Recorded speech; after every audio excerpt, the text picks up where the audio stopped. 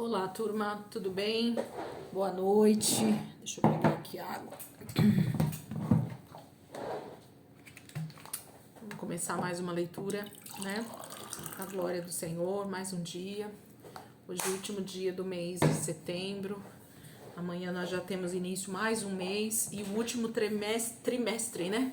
De 2022, né? Temos mais 3 meses aí para acabar o ano e a gente vai justamente trilhar esse caminho aqui do Novo Testamento até chegar em Apocalipse, e dia 31 de dezembro, em nome de Jesus, a gente vai estar finalizando a nossa leitura.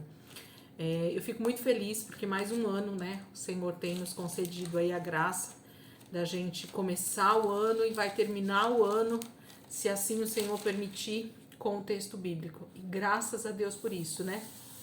Deus tem sido muito bom. Vamos lá, gente? Então, vamos orar, entregar esse momento para o Senhor e assim a gente vai dar continuidade aqui. Jesus, muito obrigada por mais esse dia, Senhor. Obrigado por esse último dia do mês. Obrigado por esse mês de setembro, Pai, que o Senhor até aqui nos ajudou, nos fez caminhar, Senhor, em graça, em misericórdia, em cuidado do Senhor. Nós vimos todos os dias, Pai, a Tua mão poderosa nos guardando, nos livrando de todo mal. E mais um dia, Senhor, nós somos gratos ao Senhor por tudo que o Senhor fez. Obrigada, Jesus, por essa jornada de 9 meses já dentro da palavra de Deus, Pai. Passamos por todos os trechos até aqui, Senhor, entendendo e compreendendo aquilo que o Senhor tinha para nos ensinar esse ano. Muitas palavras, Senhor, às vezes a gente não compreende totalmente, mas eu sei, Senhor, que o Espírito Santo está deixando guardado no nosso coração, para que no momento oportuno, Pai, a gente possa compreender, a gente possa entender aquilo que o Senhor tem para nos ensinar no texto. Obrigada, Jesus. Muito obrigada, Espírito Santo. Fica conosco também esta noite para nos ensinar, para nos dirigir nessa leitura, para nos fazer compreender aquilo que o Espírito Santo deseja falar conosco nessa noite, Pai. Muito obrigada, Jesus. Guarda a vida dos meus irmãos, aqueles que têm decidido, Senhor, entrar nessa jornada conosco. Guarda os meus irmãos, Pai, na graça do Senhor, que haja, Senhor, uma abundante, Senhor, prosperidade na vida dos teus filhos no que diz respeito ao conhecimento das Escrituras, que haja uma vida nova, Senhor, diante das Escrituras, que haja uma transformação verdadeira, Pai, nas nossas vidas, por causa da Tua palavra que vai fazendo e gerando vida em nós, Pai. Obrigada, Jesus. Muito obrigada, Espírito Santo. Amém. Amém, queridos? Vamos lá? Então, hoje a gente começa com o texto sobre a ressurreição da filha de Jairo e a cura da mulher hemorrágica, né? Esse texto, gente, ele se encontra tanto em Mateus, quanto em Marcos, quanto em Lucas. Então, nós temos aí nos 3 evangelhos o texto sobre essa passagem, sobre essa cura, né? Dessas duas pessoas, a menina, a filha de Jairo, né? E a mulher hemorrágica. E não é por acaso, né, que existe essas duas curas acontecendo praticamente ao mesmo tempo, né? Jesus é incomodado por essas duas pessoas nesse momento, chama-se a atenção dele dessas duas pessoas e a cura acontece para as duas. E nós vamos ver no texto que as duas, uma tem 12 anos de idade, a outra já fazem 12 anos que ela sofre com essa enfermidade. Então, a gente sabe que o Espírito Santo tem algo novo, algo fresco para ministrar sobre as nossas vidas através desse texto. Vamos lá? Mateus capítulo 9, do versículo 18 ao 26. Mateus capítulo 9, do 18 ao 26. Só que aqui a gente vai fazer igual o texto de ontem. A gente vai ler só o versículo 18, depois a gente já segue, né? Ah, não, segue. Eu errei aqui no... Era 19, aqui eu coloquei 29. Perdão, gente, eu tô olhando aqui no PDF. 18, 19, 20, 21, 22, 23, 24, 25 e 26. Isso mesmo, eu tinha colocado 29. Quem tá lendo aí o 29, me perdoa, que eu coloquei errado no PDF. Em vez de 1, eu coloquei 2. Tá bom? Então, Mateus capítulo 9, versículo 18 até o 26. Diz assim: falava ele ainda quando um dos dirigentes da sinagoga chegou, ajoelhou-se diante dele e disse: minha filha acaba de morrer. Vem e impõe a tua mão sobre ela e ela viverá. Jesus levantou-se e foi com ele, e também os seus discípulos. Nisso, uma mulher que havia 12 anos vinha sofrendo de hemorragia, chegou por trás dele e tocou na borla do seu manto, pois dizia a si mesma: se eu tão somente tocar em seu manto, ficarei curada. Voltando-se, Jesus a viu e disse: ânimo, filha, a sua fé a curou. E desde aquele instante, a mulher ficou curada. Quando ele chegou à casa do dirigente da sinagoga e viu os flautistas e a multidão agitada, disse: saiam, a menina não está morta, mas dorme. Todos começaram a rir dele. Depois que a multidão se afastou, ele entrou e tomou a menina pela mão e ela se levantou. A notícia deste acontecimento espalhou-se por toda aquela região. Mesmo texto em Marcos, capítulo 5, do versículo 21 ao 43. Marcos 5, 21 ao 43. Tendo Jesus voltado de barco para outra margem, uma grande multidão se reuniu ao seu redor, enquanto ele estava à beira do mar. Então chegou ali um dos dirigentes da sinagoga, chamado Jairo. Vendo Jesus, prostrou-se aos seus pés e lhe implorou insistentemente: minha filhinha está morrendo. Vem, por favor, e impõe as mãos sobre ela, para que seja curada e que viva. Jesus foi com ele.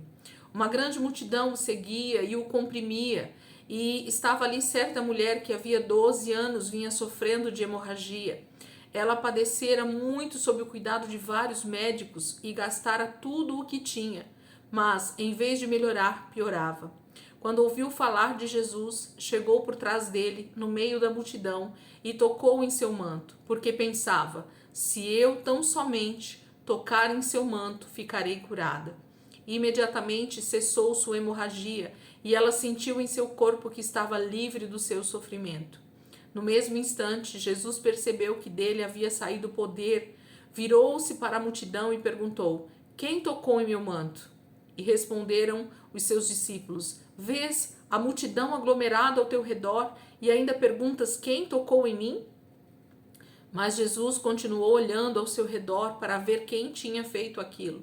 Então a mulher, sabendo o que lhe tinha acontecido, aproximou-se, prostrou-se aos seus pés e, tremendo de medo, contou-lhe toda a verdade. Então ele lhe disse: filha, a sua fé a curou. Vá em paz e fique livre do seu sofrimento. Enquanto Jesus ainda estava falando, chegaram algumas pessoas da casa de Jairo, o dirigente da sinagoga. Sua filha morreu, disseram eles. Não precisa mais incomodar o mestre. Não fazendo caso do que eles disseram, Jesus disse ao dirigente da sinagoga: não tenha medo, tão somente creia. E não deixou ninguém segui-lo, senão Pedro, Tiago e João, irmão de Tiago. Quando chegaram à casa do dirigente da sinagoga, Jesus viu um alvoroço, com gente chorando e se lamentando em alta voz. Então entrou e lhes disse: por que todo este alvoroço e lamento? A criança não está morta, mas dorme. Mas todos começaram a rir de Jesus. Ele, porém, ordenou que eles saíssem, tomou consigo o pai e a mãe da criança e os discípulos que estavam com ele, e entrou onde se encontrava a criança. Tomou-a pela mão e lhe disse: Talita cumi, que significa: menina, eu lhe ordeno, levante-se. Imediatamente a menina, que tinha 12 anos de idade, levantou-se e começou a andar. Isso os deixou atônitos. Ele deu ordens expressas para que não dissessem nada a ninguém e mandou que dessem a ela alguma coisa para comer. O mesmo texto em Lucas capítulo 8, versículo 40 ao 56. Quando Jesus voltou, uma multidão o recebeu com alegria, pois todos o esperavam. Então o homem chamado Jairo, dirigente da sinagoga, veio e prostrou-se aos pés de Jesus, implorando que fosse à sua casa, porque a sua única filha, de cerca de 12 anos, estava à morte. Estando Jesus a caminho, a multidão o comprimia, e estava ali certa mulher, que havia 12 anos vinha sofrendo de hemorragia e gastara tudo o que tinha com os médicos, mas ninguém pudera curá-la. Ela chegou por trás dele, tocou na borda do seu manto e imediatamente cessou a sua hemorragia. Quem tocou em mim? Perguntou Jesus. Como todos negassem, Pedro disse: Mestre, a multidão se aglomera e te comprime. Mas Jesus lhe disse: Alguém tocou em mim, e eu sei que de mim saiu poder. Então a mulher, vendo que não conseguiria passar despercebida, veio tremendo e prostrou-se aos seus pés. Na presença de todo o povo, contou porque tinha tocado nele e como fora instantaneamente curada. Então ele lhe disse: Filha, a sua fé a curou. Vá em paz. Enquanto Jesus ainda estava falando, chegou alguém da casa de Jairo, o dirigente da sinagoga, e disse: Sua filha morreu. Não incomode mais o mestre. Ouvindo isso, Jesus disse a Jairo: Não tenha medo, tão somente creia e ela será curada. Quando chegou à casa de Jairo, não deixou ninguém entrar com ele, exceto Pedro, João e Tiago, e o pai e a mãe da criança. Enquanto isso, todo o povo estava se lamentando e chorando por ela. Não chorem, disse Jesus. Ela não está morta, mas dorme. Todos começaram a rir dele, pois sabiam que ela estava morta. Mas ele a tomou pela mão e disse: Menina, levante-se. O espírito dela voltou e ela se levantou imediatamente. Então Jesus lhes ordenou que lhe dessem de comer. Os pais dela ficaram maravilhados, mas ele lhes ordenou que não contassem a ninguém o que tinha acontecido.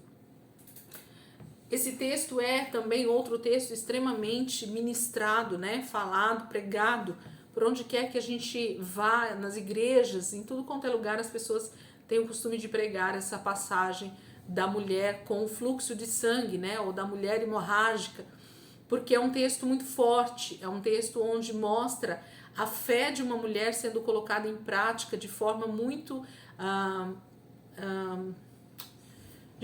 forte, né? Ela tem uma atitude muito corajosa, porque aí existem diversos contextos, né, que a gente poderia entrar aqui em pormenores, falando sobre a cultura judaica, sobre a questão do afastamento de uma mulher com fluxo de sangue do meio dos seus parentes, da sua casa. Ela era tida como imunda, né? Então existem vários aspectos da vida dessa mulher, dessa judia, que fazia com que a vida dela fosse realmente um verdadeiro tormento, não somente pela enfermidade, né, pela hemorragia, mas por toda a cultura que estava por trás dessa hemorragia e que fazia dela alguém extremamente à margem da sociedade, que fazia dela uma pessoa extremamente colocada de lado em todas as circunstâncias. Essa mulher não tinha direito a nada. Ela não podia estar em família, ela não podia frequentar a sinagoga, ela não podia estar, né, no meio da sociedade, ela não podia estar, porque o sangue, né, para o judeu é algo extremamente impuro, no sentido de quando a pessoa está sangrando ou morrendo, ou a morte está no corpo da pessoa, porque o sangue é a vida de uma pessoa, né? E no caso da hemorragia, de um fluxo de sangue da mulher, tem a ver com morte também, né? Porque aquele sangue que está sendo vertido através de uma hemorragia seria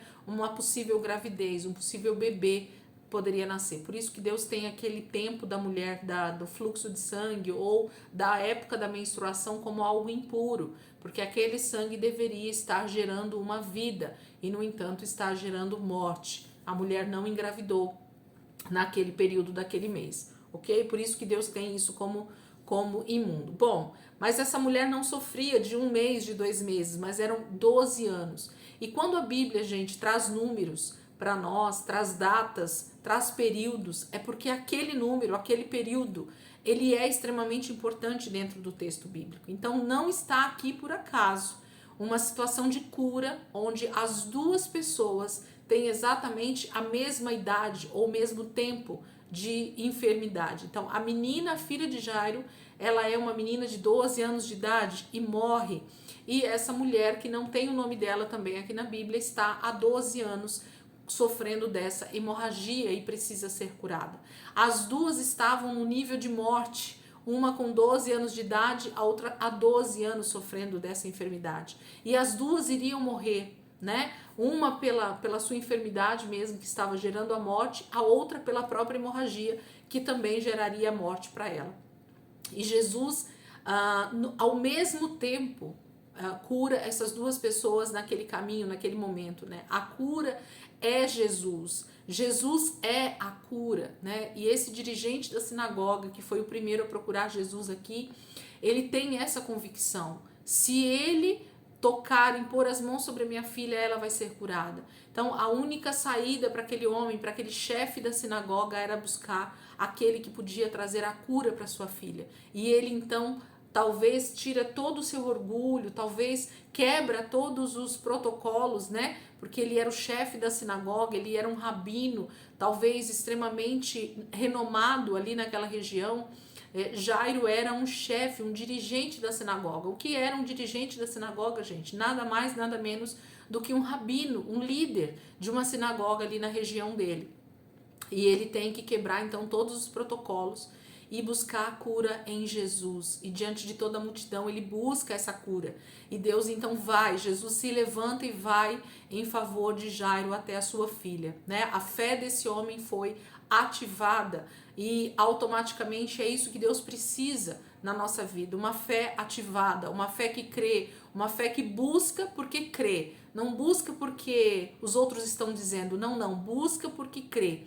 E essa mulher do fluxo de sangue também, né, a mulher hemorrágica, a mesma coisa, ela sofria dessa enfermidade e ela ouviu falar de Jesus e ela creu que se ela tocasse somente nas suas vestes, ela seria curada. Não precisa de muita coisa. A fé ativada dentro de nós é o que traz a cura. Bom, a gente poderia falar várias coisas, gente, dentro desse texto, mas se a gente for esmiuçar o texto na sua essência, a gente passa aqui pelo menos aí meia hora, 40 minutos falando sobre esse texto. Eu quero que você medite, que você busque dentro da palavra as referências, busque justamente o entendimento do que Jesus está fazendo com essas duas pessoas aqui nesse momento.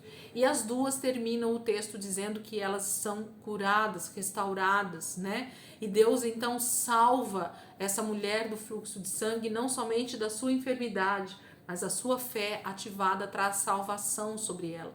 E muito provavelmente a casa de Jairo também foi salva, porque quando nós somos tocados pela presença de Deus, quando nós somos alcançados pela graça e pela misericórdia de Deus, o Espírito Santo nos convence do nosso pecado. E graças a Deus por isso, né? A cura dos 2 cegos e de um mudo endemoniado. Vamos lá? Mateus capítulo 9, versículo 27 ao 34. Saindo Jesus dali, 2 cegos o seguiram, clamando, Filho de Davi, tem misericórdia de nós. Entrando ele em casa, os cegos se aproximaram e ele lhes perguntou, vocês creem que eu sou capaz de fazer isso? E eles responderam, sim, Senhor. E ele, tocando nos olhos deles, disse, que lhes seja feito segundo a fé que vocês têm. E a visão deles foi restaurada. Então Jesus os advertiu severamente, cuidem para que ninguém saiba disso. Eles, porém, saíram e espalharam a notícia por toda aquela região.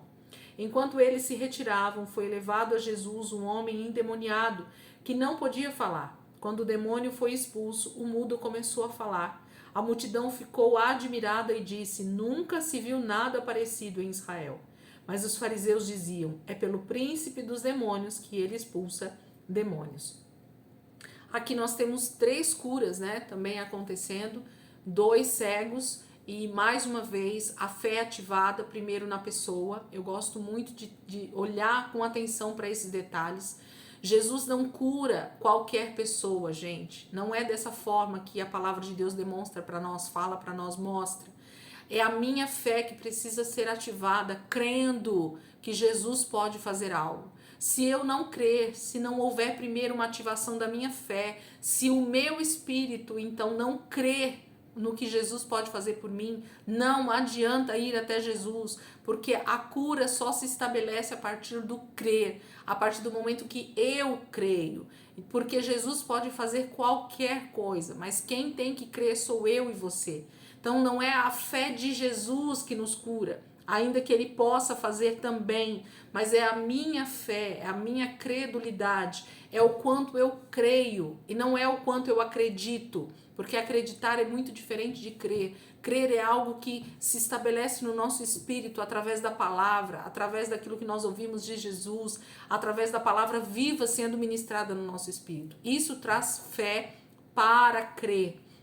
Então, como é que eu busco todas as coisas na minha vida no sentido de fé? Através da palavra. Quando a palavra de Deus ela é ativada no nosso espírito, a fé vem pelo ouvir e o ouvir pela palavra de Deus. Então, quando eu entendo que tudo que precisa acontecer na minha vida precisa passar primeiro por uma palavra, para que a fé seja gerada e eu creia de verdade naquilo que Jesus está dizendo, então a cura se estabelece. E esses dois cegos creem, porque Jesus pergunta para eles: vocês creem que eu sou capaz de fazer isso? É lógico que Jesus era capaz de fazer, mas por que Jesus pergunta isso sempre, gente, para alguém que precisa ser curado?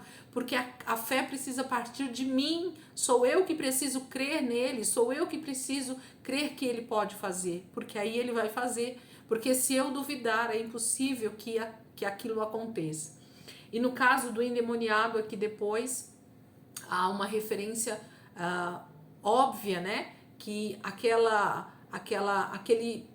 mudo, ele só era mudo porque aquele demônio tinha trazido essa como se fosse uma enfermidade, né, para o corpo dele, fazendo dele mudo. Então tinha a ver com o espírito imundo. Elisângela, todo mudo tem a ver com demônios? Não, não é todo mudo que tem a ver com demônios, mas o que a palavra de Deus mostra aqui para nós, que nesse caso e em tantos outros que podem acontecer isso também, tem a ver sim com espíritos malignos que travam a parte da fala, né, de uma pessoa. Eles têm poder para atingir a fala de uma pessoa e tornar aquela pessoa muda e surda, ok? Porque automaticamente uma coisa está ligada com a outra, principalmente se é desde a infância, se é desde muito cedo, onde a pessoa não conseguiu aprender a falar e a ouvir, ok? Terceira viagem de Jesus, a segunda rejeição em Nazaré. Mateus capítulo 13, versículo 54 ao 58. Mateus 13, 54 ao 58. Chegando à cidade, começou a ensinar o povo na sinagoga. Todos ficaram admirados e perguntavam: de onde lhe vem esta sabedoria e estes poderes miraculosos? Não é este o filho do carpinteiro?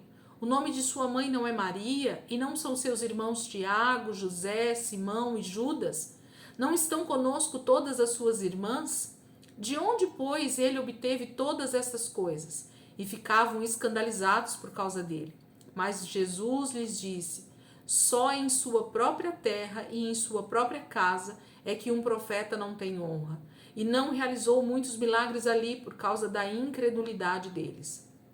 Marcos capítulo 6, versículo 1 ao 6, o mesmo texto. Jesus saiu dali e foi para a sua cidade, acompanhado dos seus discípulos. Quando chegou o sábado, começou a ensinar na sinagoga, e muitos dos que o ouviam ficavam admirados. De onde lhe vêm estas coisas? Perguntaram eles. Que sabedoria é esta que lhe foi dada? E estes milagres que ele faz? Não é este o carpinteiro, filho de Maria, e irmão de Tiago, José, Judas e Simão?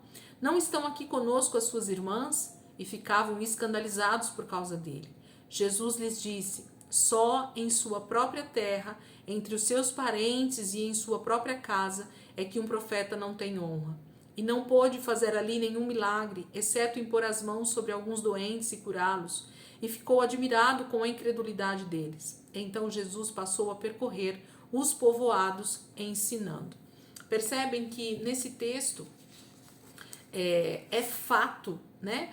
Sobre a família de Jesus. O texto mostra que as pessoas que estão ali na sinagoga citam sobre a dúvida deles de quem era Jesus, de onde vinha tal inteligência de Jesus ou tal poder de Jesus para fazer os milagres e ensinar da forma que eles estavam fazendo. Porque eles diziam assim: esse Jesus não é o filho da Maria, que mora aqui perto da gente, que é irmão de Tiago, José, Judas e Simão? As irmãs dele também não ficam aqui sempre perto, cozinhando com a gente, né, aqui na vila? Então, ele está em Nazaré, uma cidade, um povoado extremamente pequeno. As pessoas que moram em Nazaré conhecem a família de Jesus, conhecem Jesus, inclusive, porque Jesus foi criado ali, cresceu ali a sua adolescência e a sua vida, o início da sua vida adulta foi em Nazaré. Então, era um povoado pequeno onde todo mundo viu Jesus crescer.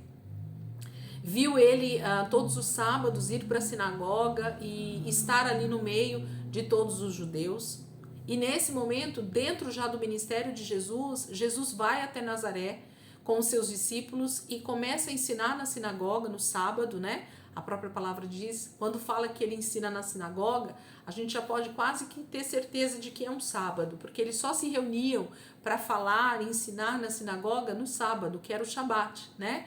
É um costume judaico até hoje, eles param tudo e o sábado é esse dia consagrado a Deus. E ele está ali e então esse povo que está ouvindo duvida sobre a identidade de Jesus como filho de Deus, né? Porque eles diziam assim, ele é o filho da Maria, ele é o irmão de Tiago, Judas, né? Ó, eu sempre esqueço o nome dos irmãos de Jesus, Tiago, José, Judas e Simão, e ainda tem as irmãs. Então Maria teve 4 homens, que a palavra está dizendo, né? Tiago, José, Judas e Simão, e mais outras meninas, que o texto não fala qual eram os nomes das irmãs de Jesus, mas ela teve mais filhos. Então, fora Jesus, Maria teve 4 homens, inclusive um se chamava Tiago, outro se chamava José, Judas e Simão, e mais as irmãs. Então, vocês percebem que os nomes dos irmãos de Jesus, irmãos de nascimento, vamos dizer assim, né, nasceram de Maria e de José, são muito comuns naquela época. E durante toda a Bíblia eu sempre fui falando para a turma essa questão dos nomes serem parecidos, porque assim como aqui no Brasil a gente tem muitas Marias, muitos Josés, muitos Pedros, muitas Joanas, né, muitas Elisângela, muitas Manuelas, né, minha neta, aonde a gente vai, a gente ouve o nome de Manuela. Então, assim como os nomes aqui no Brasil são comuns, e às vezes numa mesma família nós temos o mesmo nome entre parentes, para os judeus não é diferente.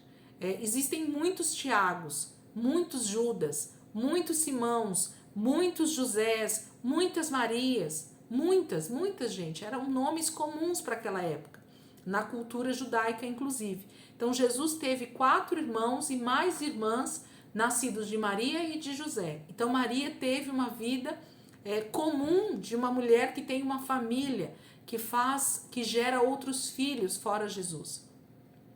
E por isso que a cidade o povoado, né, nem cidade, porque é um povoado, o povoado de Nazaré não crê na identidade de Jesus como filho de Deus, porque eles só veem Jesus como filho da Maria, como irmão desses meninos aqui, dessas meninas. Então Jesus não acha pessoas que creem nele em Nazaré, não há crédulos, né? Há uma incredulidade muito forte em Nazaré por causa da dúvida sobre a identidade de Jesus.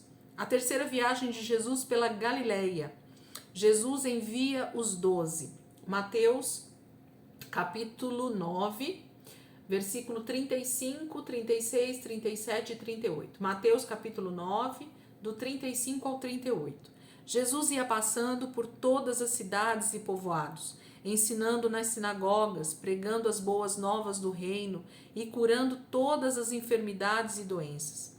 Ao ver as multidões, teve compaixão delas, porque estavam aflitas e desamparadas, como ovelhas sem pastor. Então disse aos seus discípulos: a colheita é grande, mas os trabalhadores são poucos. Peçam, pois, ao Senhor da colheita que envie trabalhadores para a sua colheita. Mateus, capítulo 10, versículo 1 ao 4, mesmo texto. Chamando seus 12 discípulos, deu-lhes a autoridade para expulsar espíritos imundos e curar todas as doenças e enfermidades.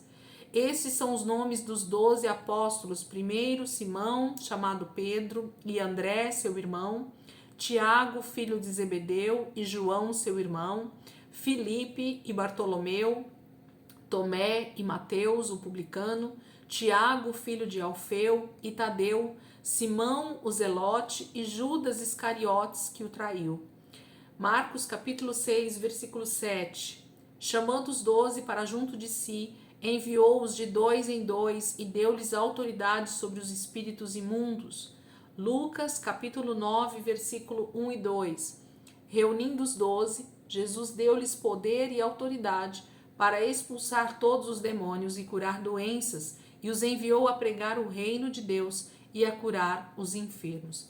Então, nesse momento, Jesus identifica, né, andando pelos povoados, o texto de Mateus 9 fala isso para nós.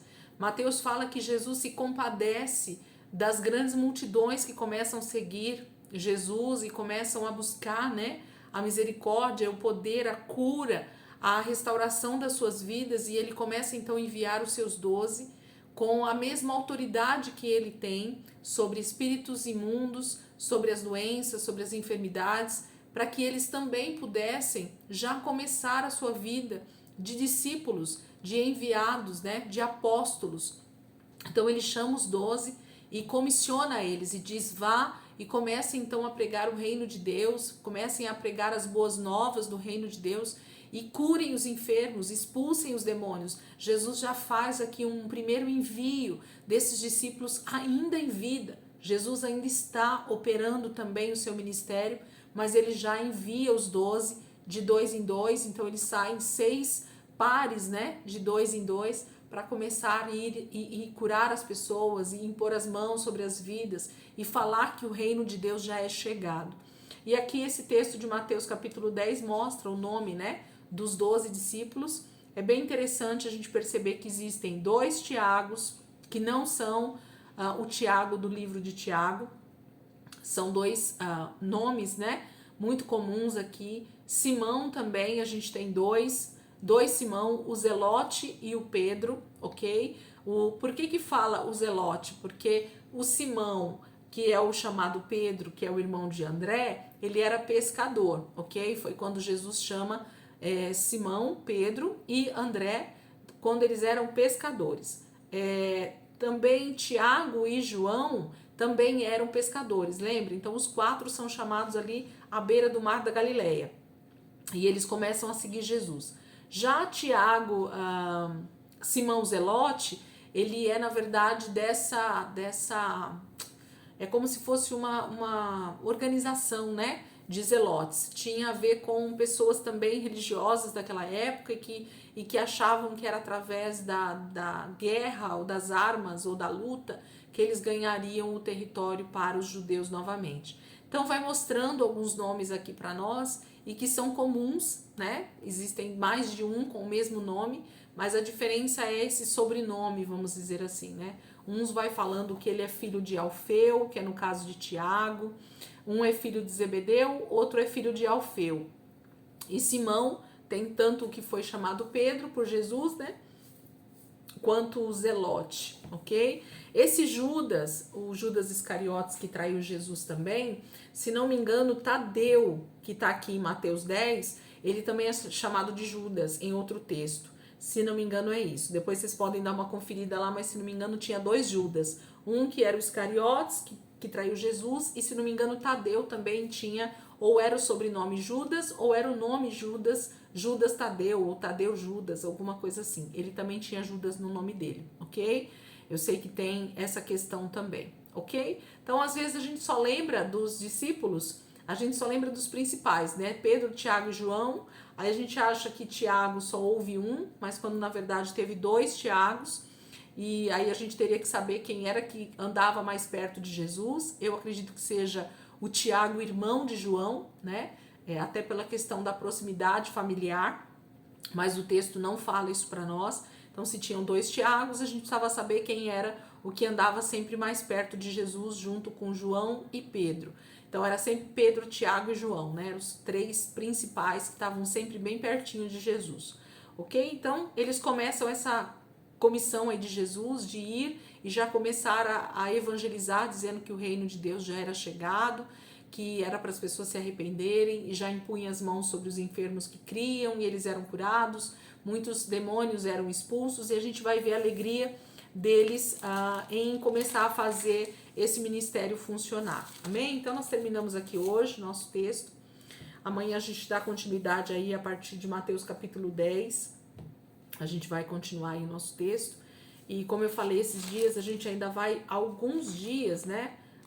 Talvez até o mês de outubro quase todo, dentro aqui dos evangelhos, né? Tem bastante coisa ainda pra gente ver, até a morte de Jesus e a sua ressurreição, que é onde a gente vai começar a falar sobre o livro de Atos e assim sucessivamente. Amém, queridos? Então Deus abençoe, uma ótima noite aí pra vocês, bom descanso e um ótimo final de semana para todos nós. Amanhã, em nome de Jesus, a gente tá aqui para a glória do Senhor. Provavelmente à tarde eu vou fazer a leitura, amanhã o dia é mais calmo, né? Geralmente o sábado é mais tranquilo. Eu quero ver se eu faço um pouco mais cedo já a leitura, tá bom? Deus abençoe, ótima noite para todos vocês e até amanhã, se Deus quiser.